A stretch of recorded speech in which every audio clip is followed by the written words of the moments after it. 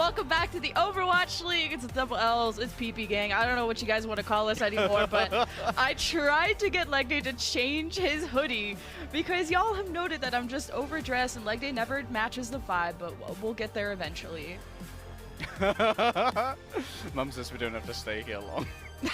But I think it's going to be a pretty long match. I'm actually really surprised, Lemon, that all of our desk predicted New York Excelsior here, because I think this is going to be a stealth banger. This is going to be such an important match, especially towards the end of a week when we think about new power rankings in this meta, as to where Vancouver Titans stand, because they went so close with the Toronto Defiant last week, and while we were expecting August 14th, the big prophecy, the first win, yeah, we thought it was going to be a lot more hotly contested between Vancouver Titans and the Paris Eternal. Vancouver Titans came out incredibly strong and just dumpstered Paris.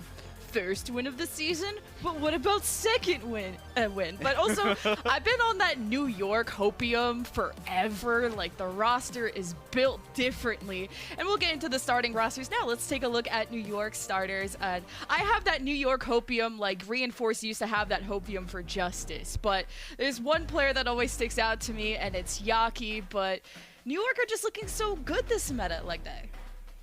Yeah, and a big part of it is Kellen finally being the master of the Element Mystic Arts that we were promised. A huge prospect coming into this year. One of the last of the Element Mystic kind of like scouting greats. So much talent came out of that roster, and we really thought that Kellen was going to be a huge tour de force on the New York Excelsior. But prior to this meta, it had been a pretty disappointing year for him. But Junker Queen really seems to be Kellen's speed, and he's been able to lead New York Excelsior very effectively. And remember, guys, only top 8 go to the Summer Showdown, and only the results of this tournament are going to matter when it comes to those qualifications. So if New York want to qualify for this tournament, they can't afford to lose to Vancouver, because after this match, they're only going to have 3 left, and it's against Shock, Florida, and Paris. So, and you kind of heard already the math crunching from the desk about how teams have to get to at least 3 wins to have a shot to qualify. So New York have to keep that in mind. And also, their opponent. Let's take a look at the Vancouver Titans. New York are tied at 8, so they're holding on to their spot, but the Vancouver Titans, I know, they're tied for 4th place, also sitting at 1-1. Yeah, we've got my new kid, King, fresh photo, fresh cut, and a fresh Genji. One of the things we've noted about King so far is that he's really good at going in and trying to assassinate Brigittas, which is no easy task when you're going up against Brigittas like Twilight in that matchup against the Toronto Defiant. But King is also, we saw a couple of nerfs in the match against Toronto Defiant when it came to the last fight in the 2-2, 1-1 control where it was all on the line. King made a bad decision, but that's okay because it was his first ever match in Overwatch League and he had such a great showing. And then obviously Vancouver Titans as a team had a majorly impressive showing against Paris Eternal. So right now we're really wondering where the Vancouver Titans power level is when King is feeling a little bit more comfortable and can just take his usual decision-making flowchart in these games. And the funny story about King, he's sitting in the bedroom that I interviewed him in like so many years ago, back when he was in Contenders, where he trolled my interview by putting boxes of mac and cheese all around his room as little Easter eggs for his friends to find. Meanwhile, I'm trying to have like a super serious content piece. But either way, it's so cool to see him grown up, glowed up, and alongside Aspire, who's actually sitting at #1 out of all the Sojourn players for hero damage and final blows throughout this whole season, and those stats being amplified as he's been playing a lot more Sojourn this meta, the Junker Queen meta in particular. So we're gonna head to Busan first, and it's Mecha Base, which is prime time for some Junker Queen rush. A double control week again, and it feels like at the moment, Lemon, every map is all about that Junker Queen rush. And one of the things that's been evolving in the Junker Queen rush thus far, and league-wide, has been who the preferred target is. At the beginning of this meta, when we were seeing the vestiges of it in Contenders, people like to go after the Brigitte because she can't armor pack herself, so it's much more difficult for her to survive. Now teams are doing a lot more in terms of like pressuring the enemy Junker Queen, trying to force out that early shout so that they have the better resources to take an engagement afterwards. So keep an eye out on those health bars for when the green health comes up. That's over health, and it's generally supplied by the Junker Queen shout or by the Brigitte rally. Yeah, and you don't get any ult charge from damaging that, and also that just the timing of the shouts. Kellen versus Mirror about baiting out the other shout, trying to shout second ideally. So it's the battle for the high ground. Yaki's already half health, and that forced out the shout first from Vancouver. New York second, I believe, as Aspire has dropped down towards the point, and as one good left click from Yaki away from dying, Vancouver going for a bit of split approach. Have given up a ton of real estate on this high ground already. The point will unlock in about a second, and it seems like Yaki's already primed to get the capture first. New York, though, on their approach, have lost Flora to a whip shot, so usually you don't see a Sojourn in that range, but with this 5-on-4, Vancouver trying to collapse on New York even more, and really just hold their own. It was New York holding, taking up so much space, and then losing members and not killing anything out of it. Yeah, we saw that right now, also think that Aspire is the main threat. They're sending Yaki to deal with that scan threat as often as possible. Gangnam Jin gets booped in and then destroyed by Aztec. And without those repair packs, it's going to be so difficult for New York Excelsior to hold any space here. But to get out quickly, Lemon. Oh, 100 charges. Aspire was looking for that connection onto Flora. Vancouver just holding onto the space, and that's all they have to do because New York are losing members here and there. It started with Flora dropping first to a whip shot, and now Yaki and Kellen gone in the later stages of the fight, and Vancouver getting a quick cap also means they just generated so much percentage off of that long extended fight. And critically, throughout these opening fights here, we've seen about twice as much healing out of Vancouver Titans as we have from New York Excelsior. Their supports are surviving much better, and that's allowed the advantage on the support ultimate. So Aztec can pop this rally first here and take initiative away from New York Excelsior the second they actually commit to a battle. Rally first from the Titans. Mirror getting rejuvenated, has used the shout already, as New York are just having issues even getting out of this choke and maybe not even wanting to play for their own rally. So Aztec being 10% faster could be a big deal. Now Vancouver didn't really kill anything out of that. New York backed away, and now they can re-engage with their own rally, but it's about the timing and I guess which door, because it's been left and right. Now we're back over to the right. Alright, soon this overhealth will move away. Samira's going to reinforce it here. Down goes Gangnam Jin. This resets for resets. Oh, sound barrier from On. Sujay when 2 are down. They think it's winnable, but kind of a miscall there, and maybe not realizing who was dead at that moment as King goes for the free play, and now the barrier and all the supports are gone. Couldn't get that last slash on to maybe somebody who was escaping in the spawn room doors, but Titans are almost at a flawless run. There's only a couple more % to go. Yaki's on the Tracer, he's getting ready to touch. Masa was trying to boop him away. Yaki's been handled, and now Kellen has to be the next one to touch. He hasn't even built Rampage yet, compared to Mirror, who's already used his. So that's 100-0 for the Titans. And in that penultimate battle as well, Lemon, the macro understanding of Vancouver Titans there as to how they were going to win this map came through. Like, I was like, why is King blading here? Unsung-J has wasted the beat, yes, so it can't answer it correctly, but like, everyone's so close to the spawn that King is not going to be able to get a huge amount of value out of the blade, but they do find an isolation on Yaku, who's gone a little bit too far forward, I believe. And that means that Vancouver Titans, they can force out these staggers and make sure that New Excelsior have to try and touch the point piecemeal going towards overtime. They read the clock super well and made sure that New Excelsior were never going to have the opportunity to have a full 5-man fight after this. So Vancouver Titans reading their advantages and pressing them well. Interesting note here, New York Excelsior, they've used their shout to get an advanced position here, but Mirror's going to have a slight advantage for a couple of seconds while his shout is still up. And keep in mind of the old generations too, where like Aztec's been faster, Mirror's been faster than his opposition. First Disruptor shot, Aspire at his feet because he was getting pushed as New York got tight and slow, but we're taking cover around the drum, so couldn't get any finishing blows, but Gangnam Jin was way too far off the post and his shield was broken in half. Great first shot by Aspire, goes up against Flora, but Flora was charged up, hits the headshot. Both teams having some forgiveness. Kellen at 1 HP. King misses the melee, but it doesn't matter because Vancouver still finished off Kellen, and without him, Titans will get the first cap.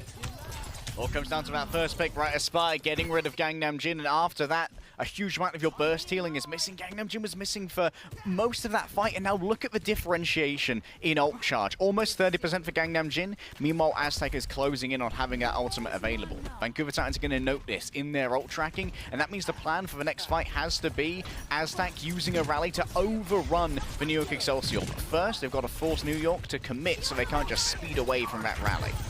Yeah, using ults early is important for Titans. Yaki much more ahead of King. That's a good pull on the Flora. Is there a finish from King to go after this? And not enough pressure into Flora, although he is bleeding to death. He went down to like 8 HP. Meanwhile, Titans have been able to gatekeep and girl boss. They've just been on the point, picking at New York, who can't seem to establish themselves on the left side of Mini-Pack, and really aren't getting the first picks from Flora or Yaki. So this is, again, Titans without haven't lost a fight yet. New York Excelsior, they might need Kellen to get more aggressive here, just to demand more attention from Vancouver, because Gangnam Jin's getting aggressed upon so easily. Okay, the shout from New York to disengage out of that as soon as possible, and the rally from Aztec is supplementing them, but the blade from Yaki comes out. The sound barrier, they knew Yaki was too low, and he needs to keep going. New York needs some space to be earned, and they'll have to do so without Gangnam Jin, and without that healing, will New York even win a fight this map? It's just not looking good, and that's a massive rampage, diffing Kellen by 15% on that ult charge, just like the previous round, and there's only 20% left for New York to touch. All right, everyone predding for New York Excelsior, not looking amazing at the moment, as Vancouver Titans' tactic of going after a Brigitte again and again is working out properly. And now there's not much that New York Excelsior have to deal with these DPS ultimates. Gangnam Jin still hasn't got his rally, and he's going to be the first target of King's Blade. Kellen needs the rampage up quick, and he's really close, but can they at least survive the King Blade? Doesn't seem to be able to reach the targets. You know, shortness is a problem I suffer with too, but now there's a 0-kill Blade from King, but at least they all coalesce on the Kellen before he can unleash the rampage, and that was a win condition New York were depending on. Gangnam Jin will rally, but at this point, do Flora and Yaki even have the damage to win this fight? Just a singular one, but they're pushed off the point, and Vancouver Titans just 200-0'd the New York Excelsior. Upping the pace, Vancouver Titans are coming into this week with renewed confidence, Lemon. They've got their first win, and that is the catalyst to drive harder and harder. Yes, New York Excelsior are a team that demand respect in this meta. But Vancouver Titans feel like they finally are living up to some of the prestige that is associated with the early iterations of this organization. And Gangnam Jin is feeling the tip of that spear thrust in incredibly painfully. Yeah, my Hopium is also feeling the tip of that spear, because I was hyping up New York, especially Yaki, but every time you pred for New York, you always give them a map, because they can always win one just behind Yaki putting on the cape. But Vancouver Titans 200-0, they ain't playing around, and we'll see you guys after this break.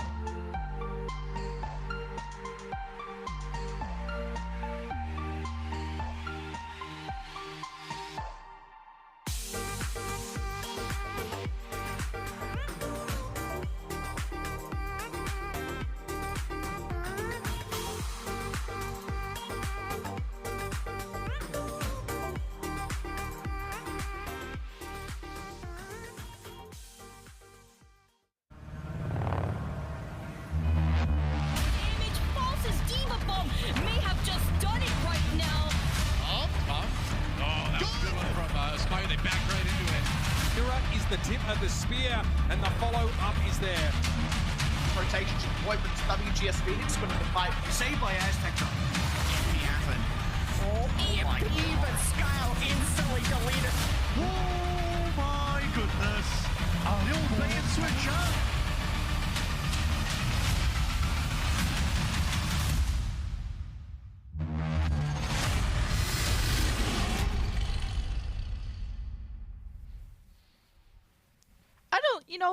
I don't think we have a curse. I don't know what this whole Game 5 stuff's about, because when a team starts off 200-0, surely there's a Noah stat out there that this doesn't go to Game 5. I mean, Vancouver just dominated. The good news here is that it might be a symptom of control, where the fights happen quite a bit faster. It's all about getting that initial control, and we've seen that Vancouver Titans, they're excelling in speed at the moment, very much a Dallas Fuel-esque team where they just rush and keep punching you in the face. And I feel like maybe going into that control map, Lemon, I was talking about how in the meta, the primary target is swapped away from Brigitte to the Junker Queen. And to a degree, Vancouver Titans might be playing on that. When more teams are targeting the Junker Queen, sometimes the Brigittes can get a little bit more reckless, thinking that they have more space, that their Junker Queen's going to be just tanking a lot more damage. And Vancouver might be exploiting that by turning their attentions on Gangnam Jin after those aggressions are made. Because at the moment, I think Kellen needs to be more aggressive to take advantage, or at least generate threat of how much, fire is being directed towards Gangnam Jin in order to try and relieve some of that. And I wonder if Gangnam Jin putting himself in a more vulnerable position, whether further forward at Kellen's side, is him trying to just build up ult charge just as fast as Aztec has, because it feels like Gangnam Jin is a little bit behind, and that 10% makes a huge difference when Vancouver can rally first and control choke points, because if Vancouver win first fights on control, they got to control the chokes, and then New York were always a step behind, whether on rampage charge, rally charge, and stuff like that. So Flora, though, was the first to get picked on Mecha base, but was able to kind of go toe-to-toe with Aspire when it came to, Aspire being aggro. But New York, when they do go for these pushes, which it seems that they are the first to make that chess move, it has to make sense, and they have to have a plan. We've got to talk about the consequences of Gangnam Jin getting targeted as well. When he dies, Yaki's no longer getting those repair packs, and that makes it very dangerous for Yaki to try and take duels against King, where King's going to be able to have a much more hardy support in the backline, like Aztec, continually giving over those packs and giving an advantage in the Genji duel. So it's like a house of cards. If you knock one over, other points of this composition will start to fail. Yaki's in a very aggressive position. It doesn't get the shout. And noting on the Ashes as well, which is good on this map, maybe more on defense, but it's not even a high ground thing. We just see Vancouver's speed on in. We'll talk about the Ashes in a second, because Kellen is getting swung at, and King is ready to just dash in. He uses the deflect to draw attention towards him, and Kellen just gets overwhelmed on the staircase just by himself. You usually don't want to play in those choke points when Vancouver have just such an open area to trap you in, so it's not going to work out for now, as Titans have to back away. Oh, Spire still got a sight line, but is waiting for one of those armor packs. In they come. Master and Mirror may well burn away at the behest of the Dynamite, but a counter one is sent on in, and so Flora has to hide away as Aztec has arrived. Needs to be very careful with the positioning, as it looks like New York Excelsior are gearing up for a re-entry. They just forgot to touch. Kellen used shout and then got flailed back in the mini room and just forgot where the W key was. He had a full health plus the overhealth and just didn't want to take damage. He forgot, man. He forgot. It sucks. But that was all down to New York Excelsior actually having a really bad formation at the beginning of Hollywood, where Yaki was playing way too far away, and it meant Kellen couldn't give over the overhealth with the initial shout, and so Yaki had to use the dash as well to escape after the shout missed, and that was just too many resources New York used in the pre-fight that Vancouver Titans could then run over by using the second shout and winning that battle for position. I like the Ashe choice here, and now we can go back to that conversation, because now you can throw the Dynamites to the high ground and have something to do damage with versus Sojourn, who really has to be in full LOS in order to do that. So Vancouver just happy pushing up the cart. Yeah, they throw Dynamites, maybe King's up there. King might have wanted to go after Yaki there, who's out in the open, but the bomb was thrown out from Flora just so Excelsior can own this corner and Flora can stay safe and take more shots with the Dynamite. But now a response from the bomb of Aspire and the rally of Aztec. Gonemjin's gonna use rally second. This could be big. Yaki's play just got canceled by a Masa headshot of all things. Yaki thought he had the opportunity and it's long gone. New York have used 3 ultimates and haven't really net much. And that major ultimate being gone as well means that now Masa has a choice with this sound barrier. They can either use it to try and secure this second point if there is going to be a last second fight for New York Excelsior by just essentially beats engaging onto them, or save it for Kellen's Rampage to deal with that effectively. Unsum J, he's got a much more difficult choice because he's going up against both the Blade and the Rampage, both of which demand a response. New York Excelsior are looking for an early fight here with a split hold around the door. Oh, that box is new, I think, that Yaki's currently standing on. Didn't notice that before.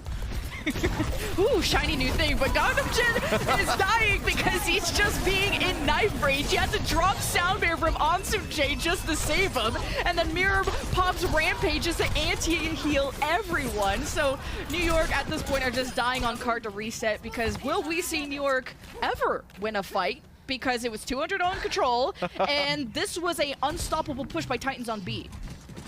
All right, New York, you've had your week of being good. That's enough out of you. Back in the box. But Vancouver Titans, they did overinvest there. The sound barrier is gone. Now Kellen can control this next engagement, especially from high ground with the Rampage. As a Junker Queen, oh no, they've gone down to low. This is going to make things a lot more difficult. Now King and Master are going to easily be able to avoid that Rampage potentially, and Kellen's going to have to give over a lot more free charge here, looking for the optimal ultimate. New York, this is your best chance to win a fight. This is a fortress of a defense. You have all the cover in the world. You can hide and force Titans to engage into you. But Kellen pulls the trigger on the Rampage. It hits Mirror and Aztec. And Vancouver used the shout to just disengage. So New York, again, this is kind of like the control syndrome of using ults and not killing, or really having a plan beyond just using it. Meanwhile, Yaki is looming above. Maybe if Aztec gets separated away, he can collapse on him and execute. But Yaki got found. Yep, Yaki found. That's a huge disadvantage. And the Bob's available as well. Ansum J's dead. King's going mad. Oh, King is closing the gap to the left click on the 4.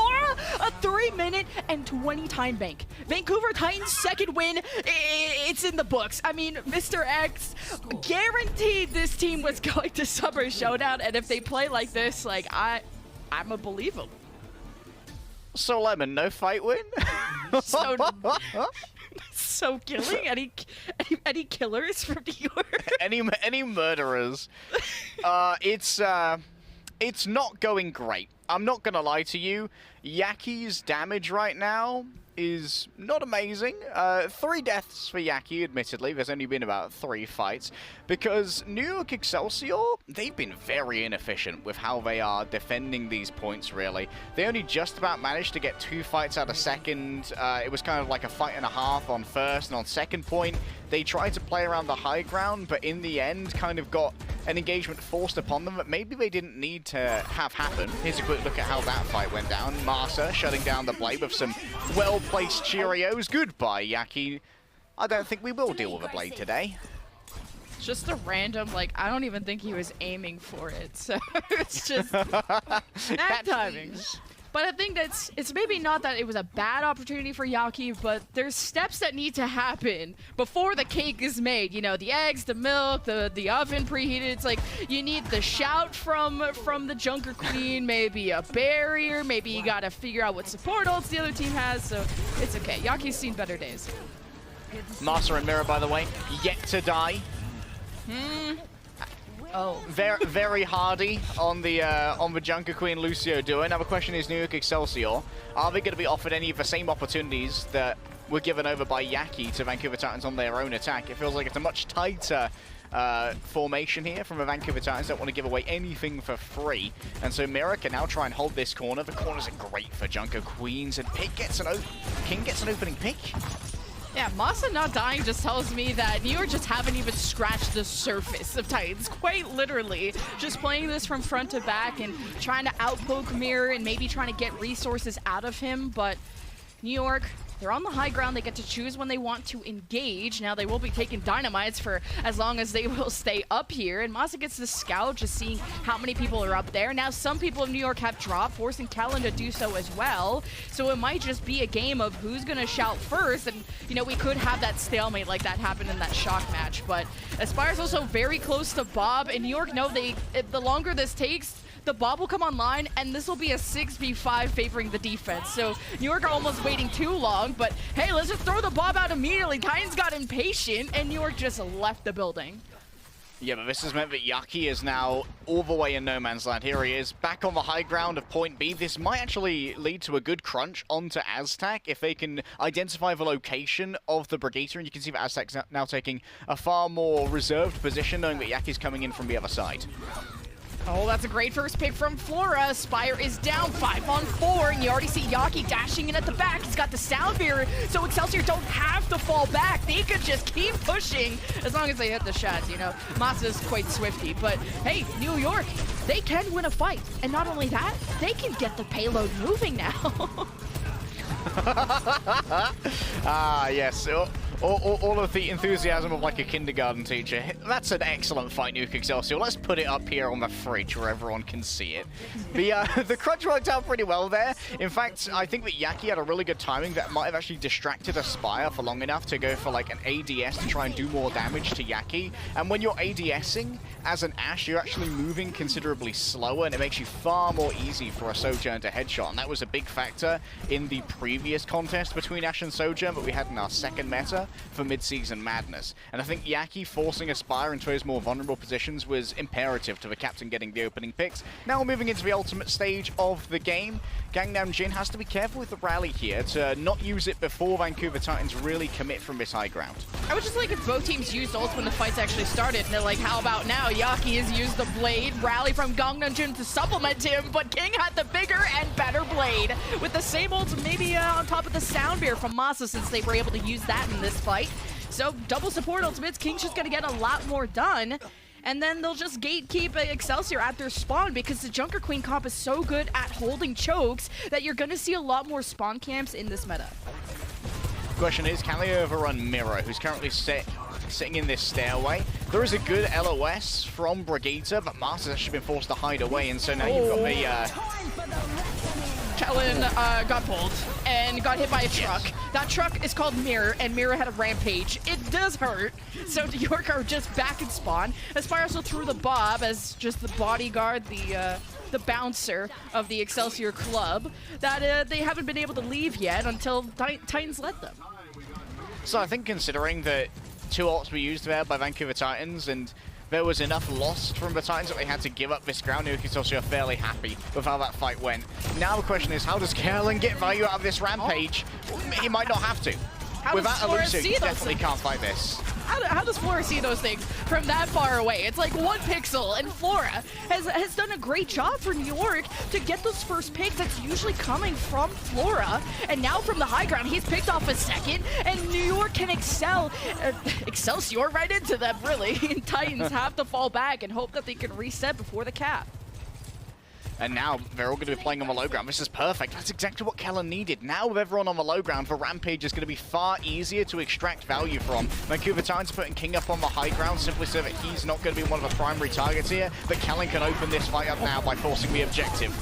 Oh, Aztec was like so far forward and Kellen wanted it. He uses the Rampage and half of Titans just go down like flies. They all got Andy healed, and without that Inspire, Aztec just gonna fall over. So New York not only can win one fight, but many, many, many fights, because this has been so much momentum in their sails. They're going to cap B. They have a 3-minute time bank, which is 2 minutes slower than Titans, but hey, they got to go all the way. Okay, so no defense for either team. Mira moving in with the... There's no way that Mira just ran into the middle of New York Excelsior and managed to fry Gangnam Jin. God himself could not drag Gangnam Jin back into this mortal coil. You're coming with me. That's unbelievable.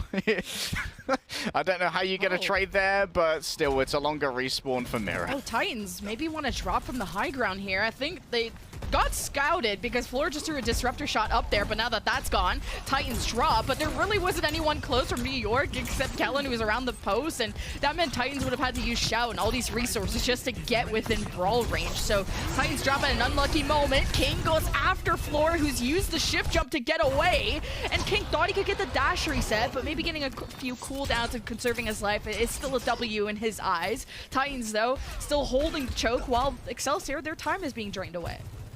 That was a really good boop and a solid disengage. Now when New Excelsior are engaged, they've got to be very careful about this Bob, which has been thrown out by Aspire. I love the timing of this Bob. Aspire almost used it before fights, but now he uses it right in the middle. Forces Excelsior to shout and speed into the Mega Pack room, but it's still not a lot of cover and not enough, clearly, because Titans just pick them apart. It's just Excelsior weren't sure how to disengage and which target was going to be the best one for them to go after, so Titans still hold. Now Mira. A lot lies upon the back of this Rampage. Admittedly, Vancouver Titans have enough time, yes, for another fight here, and could even drain New York Excelsior down to overtime, even if they lose both of these upcoming fights. But with the approach of New York Excelsior, they're going to be incredibly vulnerable to Mira being able to just pop one of those shouts to have everyone roll in after the Rampage of that speed boost. Aspire's having a great game. Ah, come on. I was talking about you. Well, he still has like almost 14k damage, most amount of damage and final blows in the lobby, but not today. But Rampage from Mirror hits about 3 or 4 of the New York Excelsior, who started off the fight 5 versus 4, but all they had to do was react and clap Titans out of their face as soon as the Rampage came in. But Mirror is still a menace. Excelsior tried to kill everything around Mirror instead of Mirror himself, so Mirror just slices down Gangnam Jin. So New York are left without not a lot of heals, and Yaki wishes Gangnam Jin was here, but Flora's picks is what's keeping this fight still going for New York.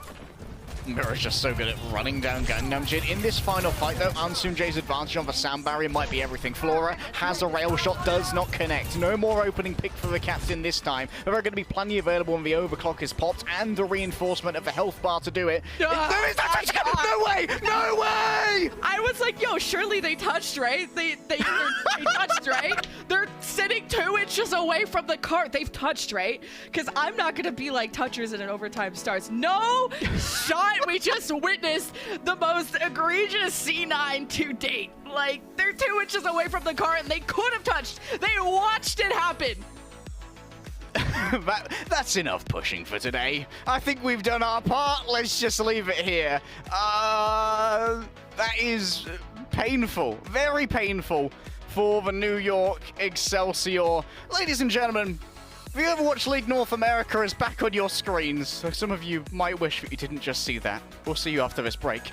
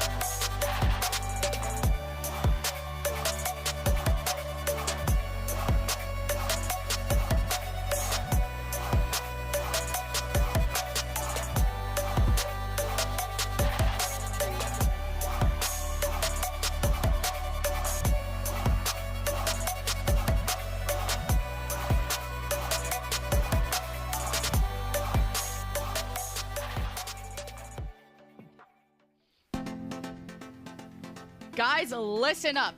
Overwatch League is coming to Toronto, and if you really want to impress the locals, make sure you don't pronounce the second T. That's the secret. The Defiant are hosting Canada's first ever Overwatch League tournament in Canada, presented by Bell at the Mattamy Athletic Center. It's going to be from September 8th to 11th, and you get to experience esports live again. I'm so excited. It's going to be a party, and we got a fan activation zone. We got Overwatch 2 that you guys can play, so make sure you get your tickets. Hey, maybe you will even see Toronto and Vancouver there. Who knows, Leg? I'm hoping that maybe there's a world where we could do some casting there, like from the Overwatch 2 PCs, because honestly, I've been missing it since the beta. Overwatch 1 is good, but it's just not the same. Overwatch 2 is my boo. Lemon, I'm invoicing the Overwatch League for therapy after the end of that previous map, but in case anyone survived that mentally, we should take another look at this crime. It is a crime. I swear there was a Florida coach that said that, like, you know, a lot of the coaching job is about figuring out who should be and who should be pushing the cart. So this is the moment where there's like a few seconds left, and I'm like, yeah, they're right around the corner. Ansunjae obviously touched, and they would probably ask each other, like, did you touch? No. Did you touch? No. Uh-oh. I thought you were gonna touch. Uh-oh. And then they just go on and do that. So, yeah, even Vancouver. The sad thing is, like, for New York Excelsior, that was, like, such a winnable fight as well. They had Rampage advantage, they had support ult advantage.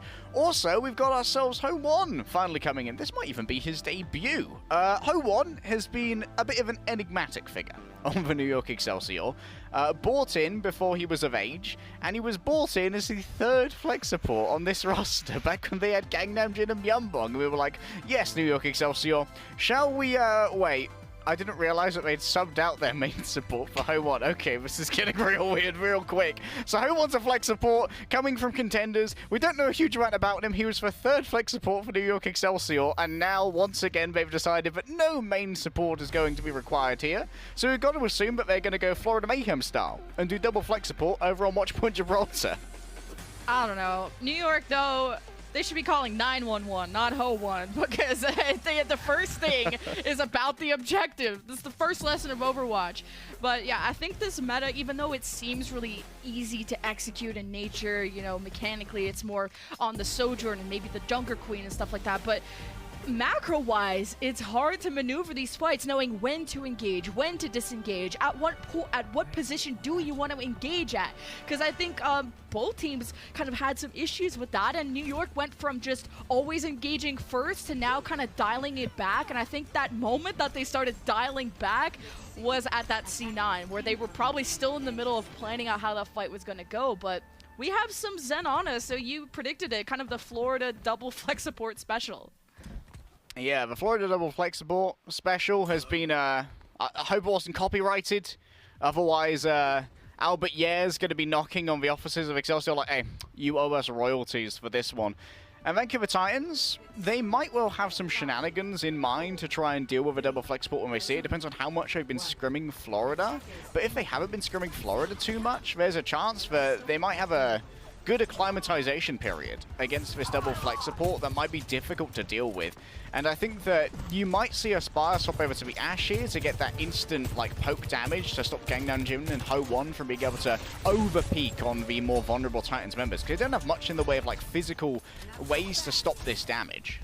I like that Aspire's on the Sojourn personally, just because with that extra range, I think it bodes well for Sojourn. You know, the dynamite for Ashe, you don't have that quarterback arm that you can yeet that thing across the map. So, but it's just unfortunate that Ho1 has to have his debut when his team's 0-2 after like a pretty egregious C9. So you gotta hope that they're not mental boomed, and maybe this substitute is like a mental refresher on all fronts. You know, you got fresh blood, you're excited to be here, but for now, Titans, it's been about a minute, and they've pushed the cart almost past car wash. Now, Excelsior, they might have their route of escape closed off because Titans are all around them, and New York aren't too preoccupied with wanting to drop for the cart. They just decided to hold the real estate on the high ground, and it worked out. Well, they got to try and hold this real estate, because Gangnam Jin and Ho1, they are playing together because they want to control this sort of initial high ground that you usually poke from, so that they can sort of battle down onto the cart from there, because it gives really good sight lines to keep Kellen supported. But the thing is, if Vancouver Titans can get Flora, if they can get Aspire, King, and Master up there into a 3 versus 2, Gangnam Jin and Ho1 can't stay for long. I like that Moss is going for boobs just to see if he can isolate anyone just from the high ground to the low, making them drop. But Aspire is also just killed 2, and Titans have already pushed Excelsior off the high ground. Aspire with the 3rd. He still had most damage at the end of the lobby. No matter how many times I curse him, I think 4 kills at the end of this fight, and has overclock soon for the next fight. Yeah, 4 of 5 final blows for Aspire. Nearly the ace for him. New York Excelsior. We have Yaki up close, but I think he's thinking better of going for the final touch here. Yeah, you know what? Be better. Going down to Nano, ready to go. So we might be seeing a Nanoblade here. This is actually a very dangerous place for a potential Ajax beat from Marsa. And you can see that Kellen is already in a position to try ping Marsa's location. That's going to be Yaki's first point of damage for this Blade. Meanwhile, Kellen has just been on the high ground. He's on the defense, right? He's just above Titans like that, and they haven't been able to push him away, and he's at full health. Yaki finds King as King was trying to flank the back line. Sound barrier, though, to save King at that moment as Yaki couldn't get the dash up to escape.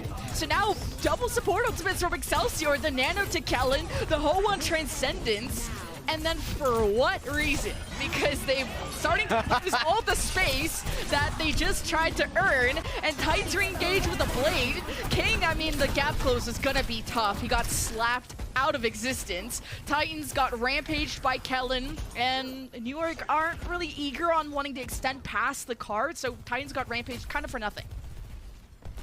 I really don't know why you would nano a Junker Queen when the enemy has so many speed boosts and you do not. It feels like you're just asking for your queen to get kited and maybe go into a dangerous position trying to get value out of that nano. I don't know why you wouldn't nano the blade, especially when you could potentially get Master midway through his cast as well. Ho1 at least seems to be in a very safe position here, and Yaki's actually doing a really good job right now of covering King's potential approaches to the supports. That's a 3-man ante that Gangnam Jin just threw, and unfortunately Yaki just couldn't get involved, maybe get some dash resets, because Masa and Asak were at critical health, so lost opportunity there for New York, but it's fine because they're draining the clock. The cart is in their territory. It's Titans that have to figure out their prioritization. King is in the back and has already executed Hole 1. Gangnam Jin wasn't able to heal his team back up, and Excelsior and the defense are left without any resources at all. So Titans are going to cap, and Kellen missed the bus.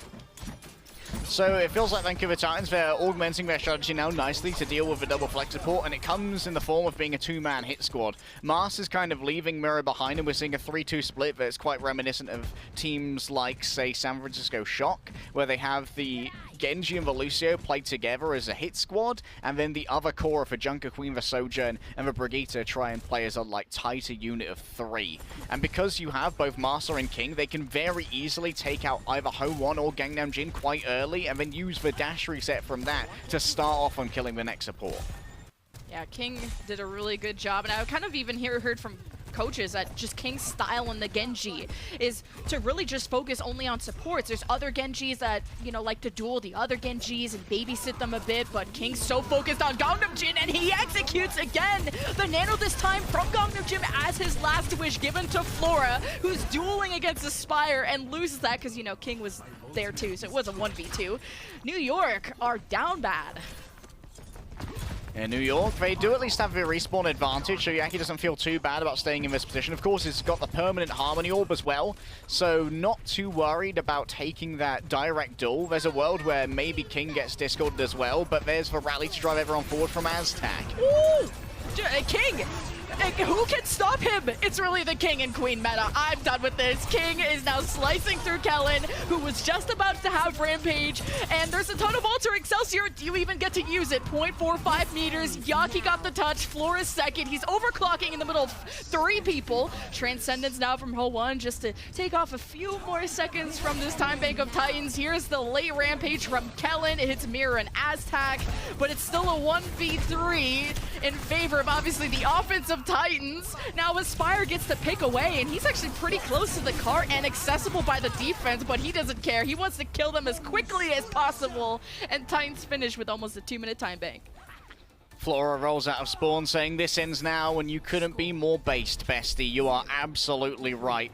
Masa dying early in that fight was actually a big problem for Vancouver Titans. They were hoping to have that sound barrier to really bring this home, and Masa having to come all the way back from spawn with that still in hand meant that was by no means guaranteed for Vancouver Titans, but it feels like Vancouver have definitely found the sort of ebb and flow of the comp against the double flex support to make use of things like the rally that Aztac has to really close distances and get rid of Ho1 or Gangnam Jin super early, forcing the other support to have to very much prioritize where the healing's going to go. That's really difficult if you're Ho1 and you only have a Harmony Orb. That's nowhere near enough healing compared to the massive AoE that comes out of both a Lucio and a Brigitte. It's cool to see King and kind of his rookie season just pop off as much as he has, because you even brought up kind of that confidence issue that could be arising with new players and just being fresh into the Overwatch League. But King is 14-2 versus the 5-5 of Yaki. King is doing work, just only going after Gangnam Jin and Ho1, which there's not as much knockback, but Aspire, now I can hype him up because he doesn't have a chance to die yet, but Aspire is also getting insane amounts of damage, and it, like I said in the pre-show, is #1 on Sojourn in the league when it comes to hero damage and final blows. So Vancouver could be getting their second win, especially after that cap. New York fans who were looking for a reverse sweep, well, it's got to start here, but Vancouver Titans, they have quite the time bank to play with almost 2 minutes on Gibraltar. So impressive, especially considering that this is a super hard place to attack with a mostly ground-borne composition. Mira's still here, by the way, just like hiding in the corner. I don't think I've ever seen anyone hold there, and Ho1 wasn't expecting it either. It's just funny because they, I guess, TP'd Kellen to the other high ground, and he's just been there by himself. And I was like, how is he gonna get back home? He's just a free bird. Kellen loves to play by himself, and at this time, he didn't really get a pick. He really just drew attention and now staggered himself. Look at that smile on Mira's face. Really merry con doing it. Like, does this spawn camp bring joy? Yes, it brings joy. It brings lots of joy to Vancouver Titans. Remember, this is a team that's 1-13 in the top right of your screen right now. And look at what they are doing. This is a brand new Titans, a brand new vibe, a brand new feel, and a confidence that suits them, Lemon. I think it's just going to come down to if New York can get ults, and we've already... Oh, that's a good pull on the Flora. He doesn't actually shift jump back to spawn, and the Mirror Axe gets Flora, so that's a mistake from New York. What? And then you got a nano on Kellen, because they're like, if Titans are going to play close to go punish Flora, maybe we can punish them back, but Titans use Shadow or Lucio speed to just leave the choke, so the nano on Kellen did nothing. There's no other way to say it. That nano sucked. It was terrible. Kellen had already used his shout, so he didn't have a speed boost. Master just went, okay, team, we're leaving. I've had enough. This restaurant is terrible. Bad reviews. Ooh, I can't even say Yikes. is this a good scrim because the other team hasn't left spawn yet. So once the fights, once New York get ults, you guys better watch out. We're gonna be coming. And Ho1 has transcendence, so you know you can maybe just push off of resources there. Once the bob from Flora is gone, don't forget about that. Kellen is getting a bully. He can't even go back to spawn. He's getting body blocked. Are New York boomed? I don't know. I don't think I've ever seen a spawn camp like this on Gibraltar. Like, we've seen it on places like Havana, but never on Gibraltar. This is such a difficult area to spawn camp because there's this, like, veranda here where we see Yaki and Ho1 hanging out, which is basically inaccessible unless you're going to, like, send your Genji up there alone. So this usually is, like, a good place to just work from. But the fact is, New York Excelsior, they don't have the speed to be able to exploit any bad positions. Oh, the sound mirror, because Mirror got a little bit low. The rampage from Mirror goes towards Excelsior. It's out Jin and Flora, and Ho1 has nothing to heal because they're anti-healed. He just saved himself. The rookie comes in, he's like, y'all losing, y'all C9ing, but my stats, they're tight. So, 50 seconds until this is over. Oh, speaking of which, Ho1 currently on one final blow for this game so far. And Mira, I believe, rampaged off the cliff. Like, I don't know if anyone's ever used a rampage there, so maybe the spacing was a little bit off. Now we finally moved the car 15 meters for NYXL. This is it, Lemon.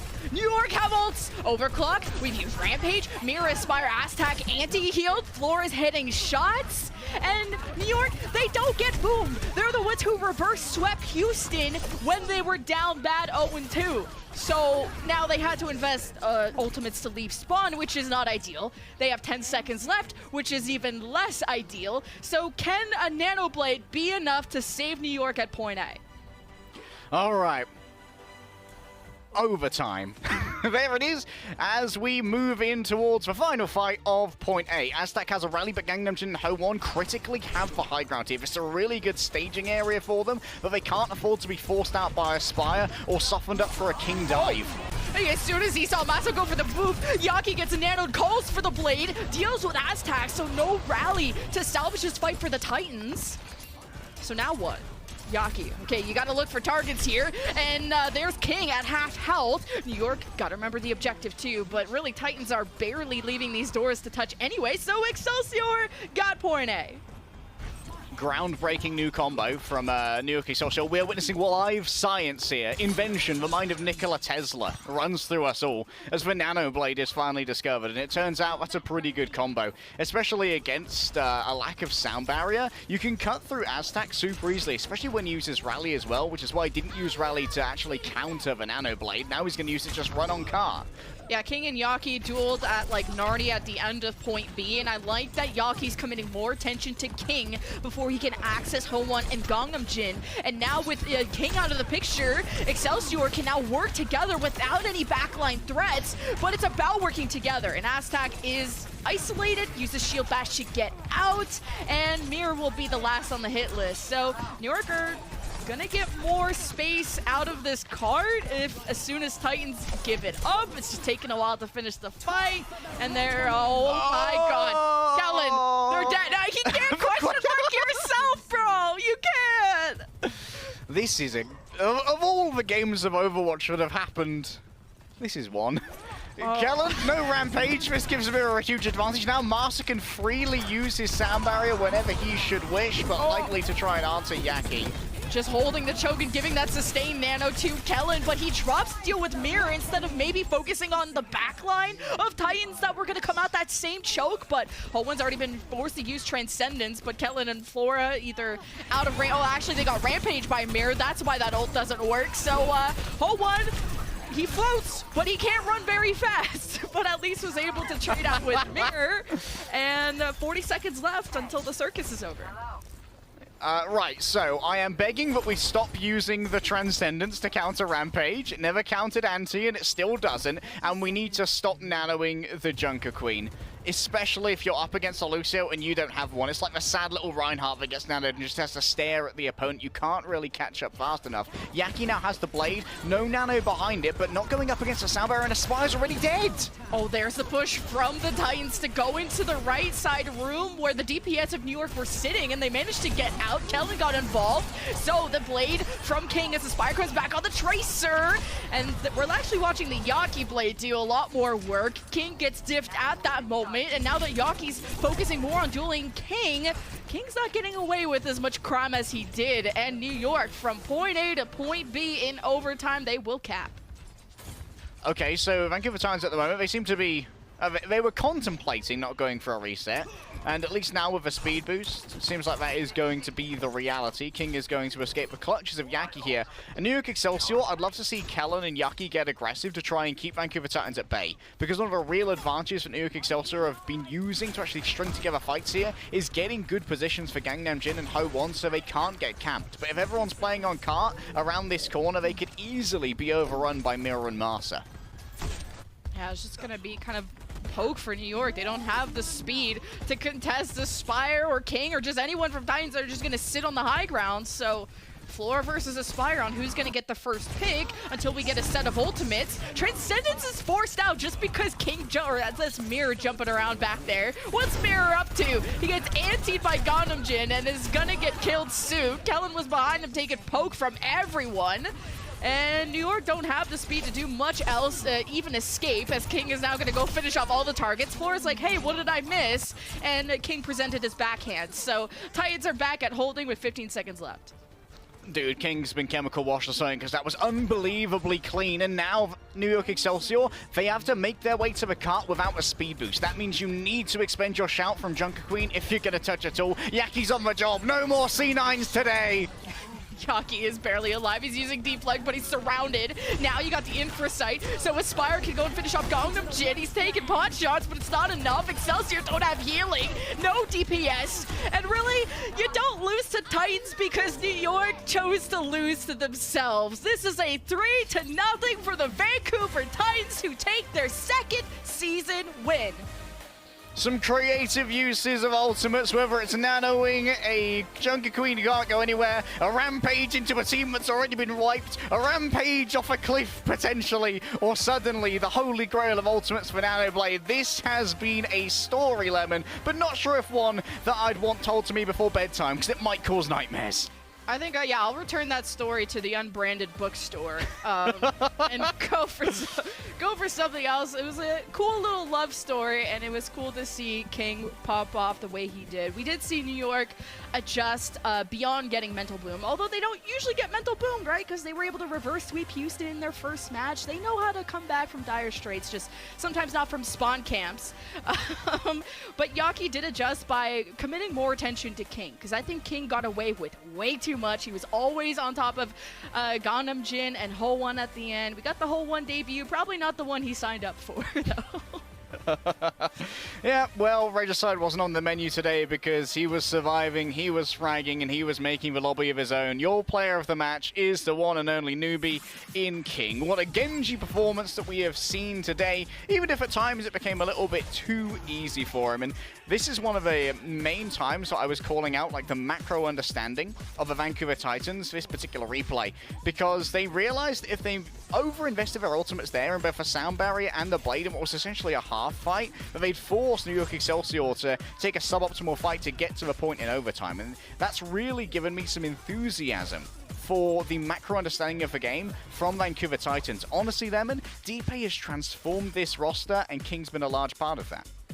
Yeah, and just considering how so many teams in the league have such a vast amount of coaches on their team, but it's just DP and then Justin the stats and GM. So yeah, really is DP is transforming his team along with the support he has. And King, like I've already mentioned in the intro, has done a lot of growing up, and you kind of brought up how confidence is important to have as a Genji. And on that clip of Hollywood where New York were playing completely split, King was still able to gap close and to be able to go for those plays and not know if you could always convert it, but going for it is what I love to see from King.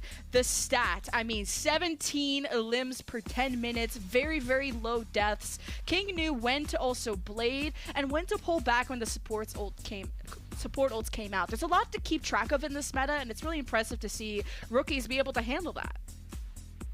Yeah, I think it helps as well that King came from a team in contenders that were doing quite well in this meta, so it brings along that understanding. It really feels like Ansoon J is super critical to how New York Excelsior want to play this game. I don't think the double flex support is working out for them great so far, but maybe a little bit more time to try and perfect how to break out of spawn, because obviously once New York Excelsior got out of spawn and they could actually set up positions for that double flex support, it worked a little bit better. Now they could string together a bunch of fight wins, but every run needs to start with a single step, and that first step is what's giving New York Excelsior the problems. I want to see a return for this team, Lemon, to the speed that actually allowed them to flummox Dallas Fuel, because we didn't see any of that fire today. With this win, I mean, Titans are setting themselves up to maybe go to a Canadian event and maybe show up against the other Canadian team. But yeah, this has been 2 beatings in a row by the Vancouver Titans, signed by yours truly. So will we see another beating? The San Francisco Shock versus the Boston Uprising are coming up next. We're going to send it over to the desk, get some interviews going, and we'll see you there. Genji post. Get you one. Yeah. 3, 2, 1, go. On the side. King.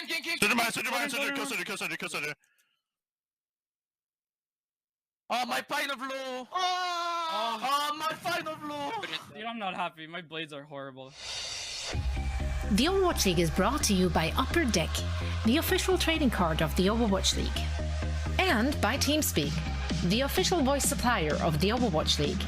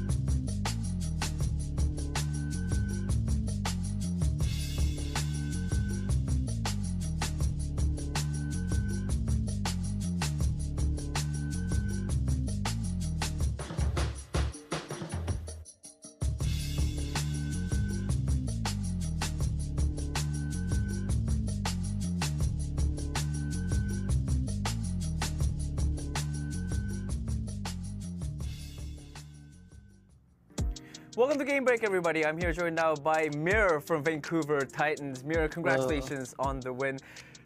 Hello, 3-0 victory. Another big win for the Vancouver Titans. I mean, I'm sure you're feeling great. What sort of gave you the edge today against the New York Excelsior in today's match? I think for our whole team, everyone played amazing, and thank you. We put a lot of effort in. But for myself, kind of got told that just don't get gapped, and then we will win. That's literally it. Just don't get gapped. And just don't get gapped on my end. Yeah, and I don't. So would you say that you did it? Would you say that with confidence? Would you say that you didn't get gapped today? Do you think you did your job? Today. That's why we win. We did my job. I did my job today. Yeah, for sure. I think I 100% agree. And I mean, I also want to ask you because Mira, I think you're an interesting player because you play a lot of different heroes. Like I remember, like couple seasons back, you played DPS. You also played a little bit of tank. But coming in this season for the Vancouver Titans, you've been sticking to the tank role, Doomfist, and currently right now for the Junker King. So how does that? So how's that transition going for you? Are there any problems or is it like really easy? How is it going for you? I think for myself, there's always room to improve, and now try my best to improve as fast as possible so that our team get more wins.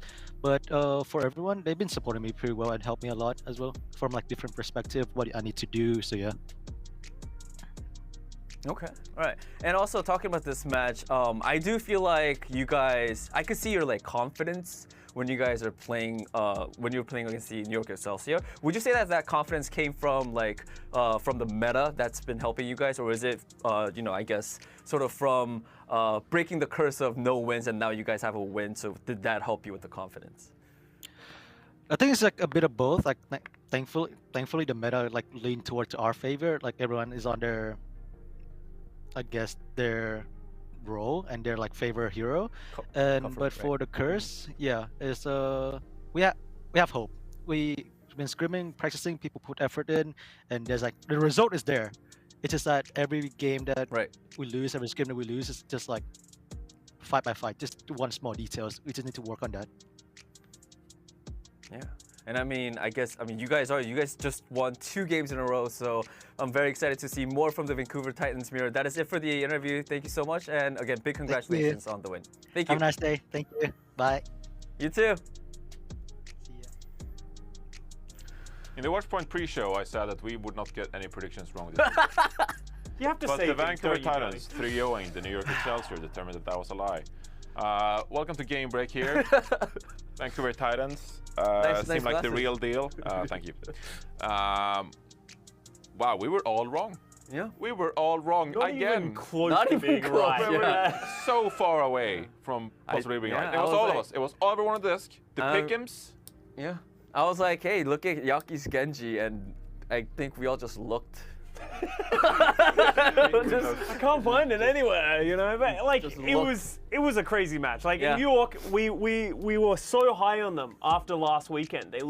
They had a cohesive roster, felt like they were playing comfortable. Yaki on that Genji was stepping up, and to me it felt like the only player from the New York Excelsior who showed up in this match was Flora. Flora was getting picks time and time again, really starting to give them that edge. But I need to give credits. It's two sides of the stick as well. Not just did New York play poorly, Vancouver did something that we haven't seen from them all season, which is punishing mistakes. They were recognizing and playing preemptively. Every time New York opened the door, they actually walked through it, which in the past, it felt like they were too scared to sort of take those steps. It felt like they were trying. And this goes back to something that I always reference, which is Johnny. When I was on the Dallas Fuel in 2018, Johnny wrote an article, which is the players need to play with more confidence. They need to play to not lose. And that's what happens when you go on these massive losing streaks like the Vancouver Titans were, is what happens is you just get in your head so much that instead of really playing to win and really trying to sort of like step up, it feels like you're playing to not make mistakes. But the Vancouver Titans, they've gotten that win, and they've seemed to have gotten over that hump.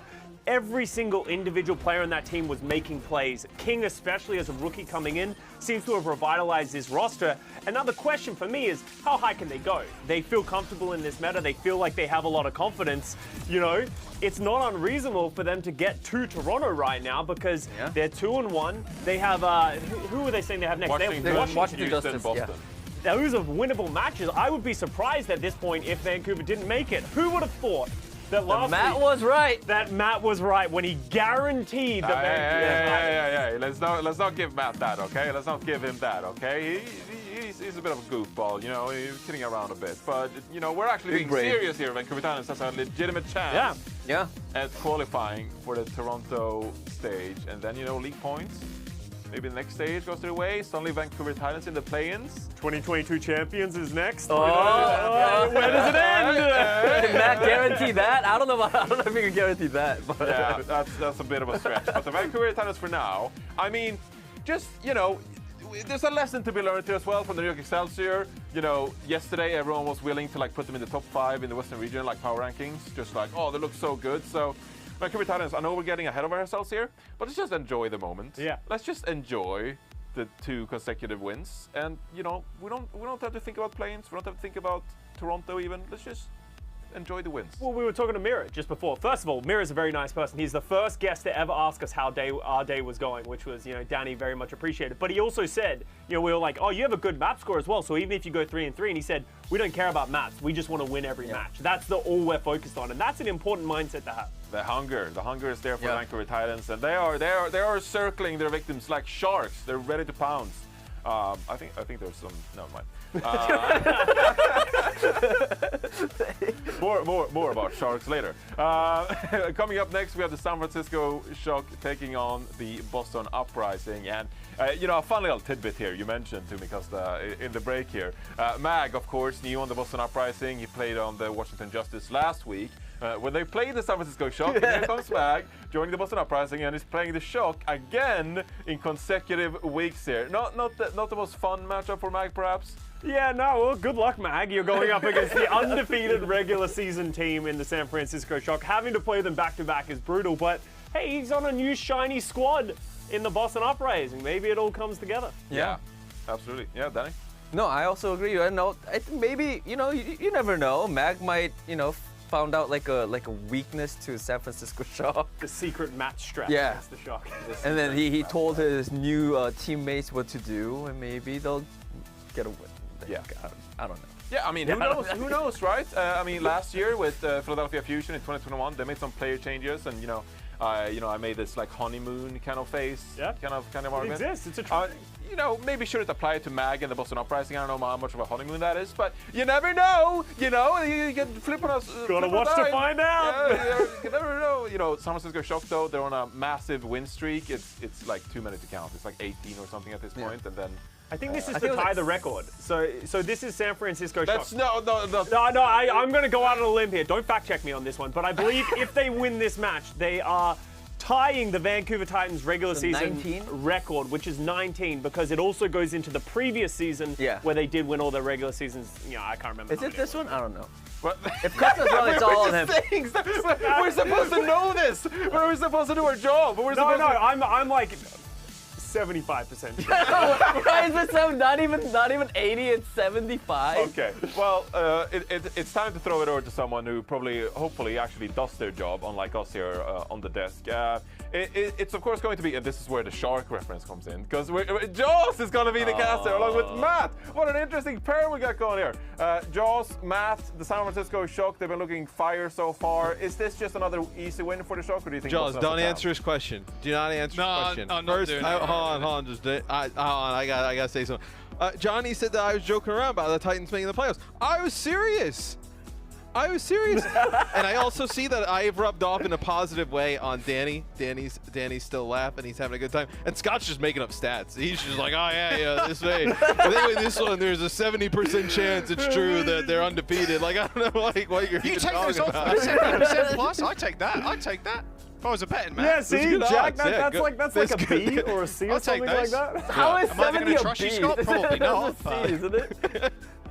Well, I mean, yeah, a 70 would be a B, but if you're wrong, like it's not like you could be partially right with that stat. Like you're either incorrect or correct. Well, I'll make sure that we're 100% in the next game break. But talking about the percentage chances for Boston here, like how much percentage does Boston have to win this game? 20, 30%? What do you think?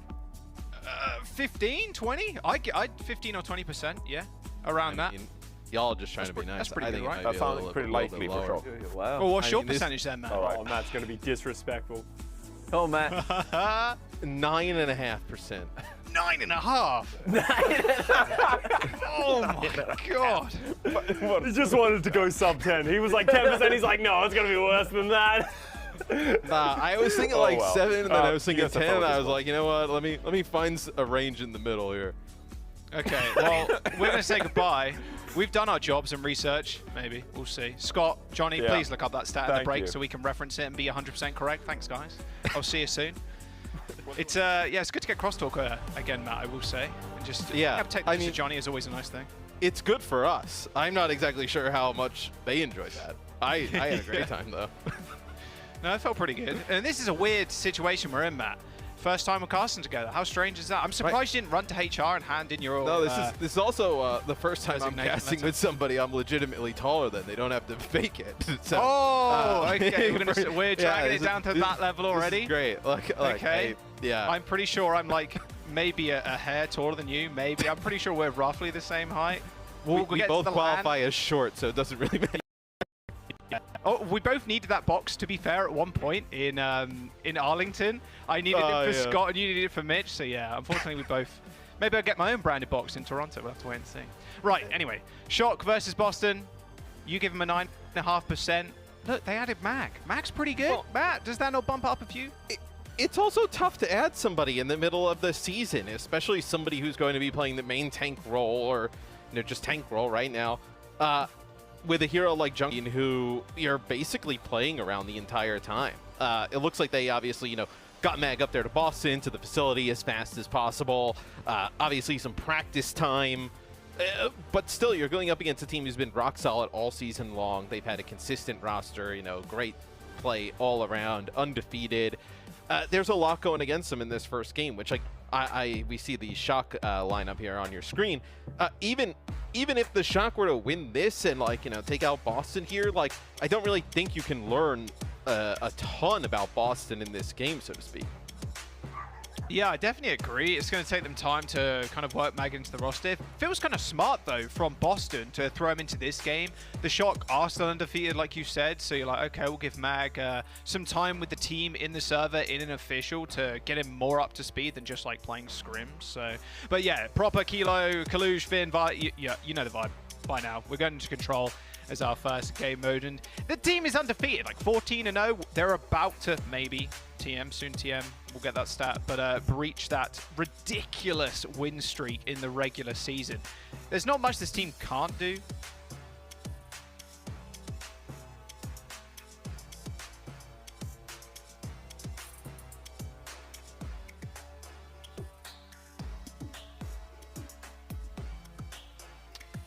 I think we may have lost Matt somehow.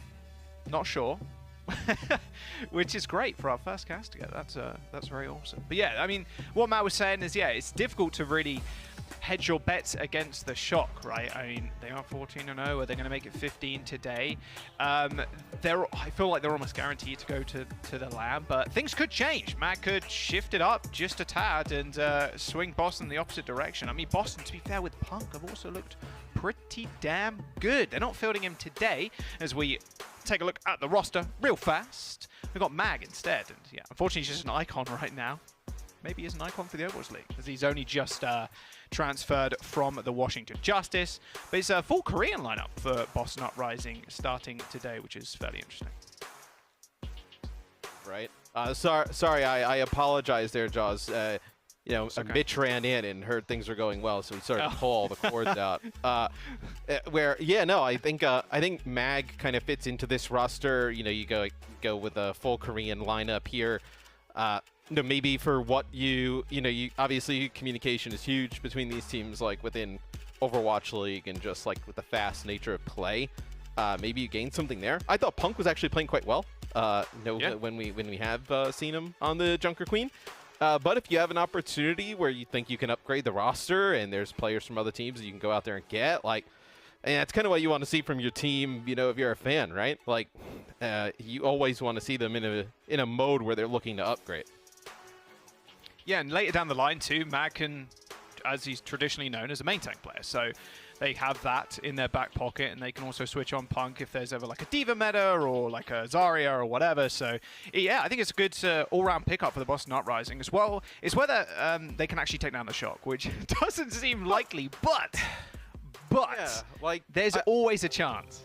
I wouldn't overreact. Like, if you are Boston and you're not able to come out on top here, like, you still have a pretty solid roster. You feel like you made an improvement here, bringing in Mag. You also have Punk still on the team, right? So you still have him, even if Mag doesn't kind of turn out with as high as upside as you think. And there's still a few games left for them, in this stage to make the tournament.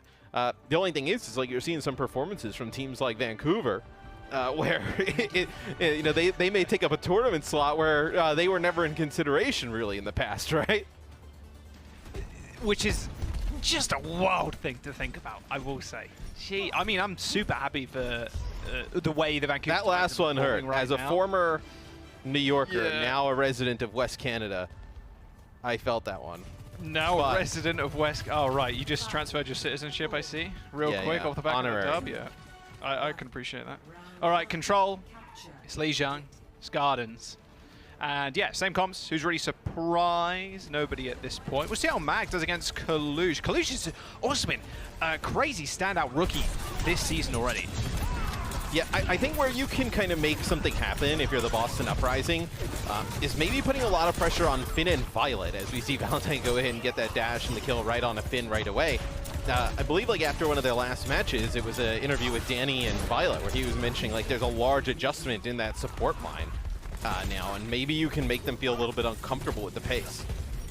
Ooh, Faith going super low. Saw Violet trying to chase after him. Both teams ended up trading 1-for-1 as Victoria fell to Kalush a moment ago, but these comps, they last for quite a while. Commanding Shout to back up for both Junker Queens, and everybody gets topped off with that overhealth. It does fade away. Point hasn't been capped yet as Proper ends up going down. Okay, now Boston Uprising can charge forwards. Max pretty low, but the Shock still managed to grab hold of the point. This comp can be fairly stally, but you do really need your Junker Queen to be on point to activate that stall. Kilo also ends up falling down, and the rest are to follow. MCD dies to a little Bowie knife there, but all good. Boston Uprising, find the replay. And Queen is so dangerous to get close to, where you see Proper goes in and he gets taken out by Mag really fast. Really difficult to play close range against, but then also it's difficult to like outrange it, right? Because with the Lucio's speed and then her own Shout can get right into position rather quickly. So we'll see both teams with a sound barrier kind of counter each other out here. Valentine's built up this blade rather quick though. Yeah, Proper's 10% away. You can definitely poke for it. There's the blade from Valentine, pretty quick, sharp. Good beat from the Shock, hits every single member. But the counter beat from the Uprising. They've let go of their rally. In fact, Finn is going to do exactly the same. The overhealth building up. Boston Uprising still have a little bit more, but the late blade from Proper's good. Mag first target is dead. Valentine to follow as he gets the reset straight to the back, helping Kalush clean up. Boston Uprising, 50+% on the board. You're definitely happy with that, getting both support ultimates out of the San Francisco Shock. Well, I think for the Shock, right, you flip the point back, you're going to have your Queen ult here, you're going to have also your Sojourn ult coming in. There's no support ults on the other side. You think this is another fight that you can win? Obviously, still dangerous with Mag going to have his ultimate up as well, but you win this fight, you start to like really get towards a point where you can take the lead. Got to be careful. Kilo's just eyeing those angles with 100 charge. Like you mentioned, he's got that overclock coming up rather soon. There's the ult from Kalush, that rampage hitting 3, and Victoria and Faith and the rest of the squad are going to go down. Really nice. And you're able to save your overclock for the next fight too. We've seen how crazy Sojourn is in this meta. The amount of early picks you can get is kind of cracked. And some of the reasons teams are doing so well is their Sojourn player is just above and beyond the rest. And that fight goes so one-sided to the Shock that like Boston doesn't even have an opportunity, right, to like brawl it out and then lose and gain some large ultimate charge on any of their other players. They're in the same exact spot that they came into that fight with, and that's going to be a rampage from Mag that connects to 3. Oh yeah, pretty confident going into that fight. They know they can just speed past the bridge and hit him with the Rampage. Oh, nice little boot from Fate. Sends Kilo over the edge, but the Shock is still holding on to this fight somewhat. Proper is still alive, but with the speed boost of Faith and Mag just charging forward, the commanding shout. A little bit difficult for the backline to stay alive, but scrappy as ever, the San Francisco Shock managed to hold on. 10% to go, and Blade, Rally, B coming up. Yeah, now you're in lots of trouble if you're the Boston Uprising. You're not going to get another shot at these DPS ultimates, most likely. You're going to have a rally. You're really worried at this point who is going to touch. It looks like you're going to get a touch from Valentine to trigger OT. Yeah, he does get knifed though, unfortunately. Skewered. Blade from Proper still activated. He pulls it. And I mean, that's just round over. Not much else you can really do. San Francisco Shock had both support ultimates coming into that fight. MCD had the rally at the very end. And the Boston Uprising's hopes for round number 1 cut quite short, like mine and Matt's height. Well, you can also see why people have been kind of talking about, like, calling it Jotes or comparing it to Goats, right? Because, like, once you start to get the ultimates rolling in your favor, and you can start to turn these fights over pretty fast in dominant fashion and really just kind of like bleed the other team out. When teams are about even, that's when you see kind of it also resemble that composition where fights go for an extended period of time because you have the shout, which is like an AoE speed, also burst heal. You have both the Lucio's auras for whether it's the speed or the healing, and then you also get the Brig in position to just trigger Inspire constantly, where the fights just last forever in that neutral when both teams are pretty even in terms of ults. I think this meta has really shown so many funny aspects of Overwatch, like the Colosseo game with the Shock, 2.5 minute plus without a single kill. Unlike this map, of course, where both Sojourns find headshots. But yeah, I mean, the stalling is just insane. Yeah, you can just keep the stall going for a while. Look at this. So we're kind of opening up like pretty similarly to last round. Not totally secured yet, but Boston off to a pretty good start. We'll see if they can get control of the point. Obviously going to have to keep the Shock off of that, but Proper gets a huge pick there. Yeah, on MCD. That's a lot of your healing going down. I like Violet's positioning it in amongst that fight. The Boston Uprising were trying to like taunt them, like bait them in, just try and touch that point before we end up capping. But yeah, with MCD dying like that, it's go again for Boston Uprising.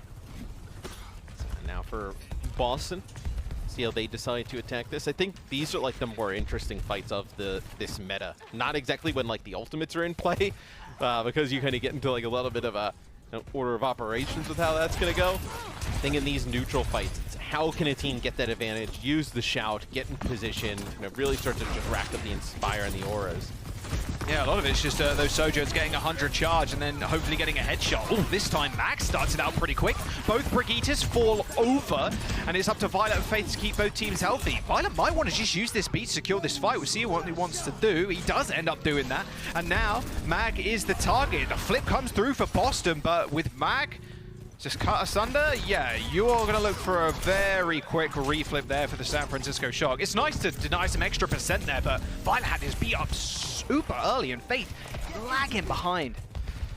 That's what happens when you lose some of these fights in such fast, dominant fashion, right? Is going to end up with a rally here shortly as well, but you're going to get up to, what, 60% plus here for the Shock. You lose this fight for Boston, you're going into a fight where you could be looking like last fight territory almost, how long these fights go, with like nothing to use to break that setup. There's the overclock. Beat to match. Proper's Blade's been pulled, so both DPS from the Shock now out. But Kilo still managed to find a kill even through that beat. The Boston Uprising have the rally. MCD activates, but Victoria and Mag are pretty low still. Victoria used that shift to get all the way back into his own backline, but Kalu's just piling on that pressure. That rampage through the entirety of the Uprising, and with 80% and counting, the Boston Uprising only have their one ult coming back. They can generate the rampage. Maybe it's winnable, but looking quite unlikely. Yeah, I was going to say the positive for Boston is they got the Shock to use everything, but the fight gets dragged out for so long. You're just reliant on Mag being able to build up this rampage, and then Valentine getting a huge blade. Oh! Completely denied by Proper. Nice kiting there by Finn, and Violet activating the speed boost, and the San Francisco Shock speeding down the road with a 1-0 to start us out. Just really clean there from the Shock. I think you're going to see, I mentioned it on the desk last week, I kind of still stand by it. I think in a meta like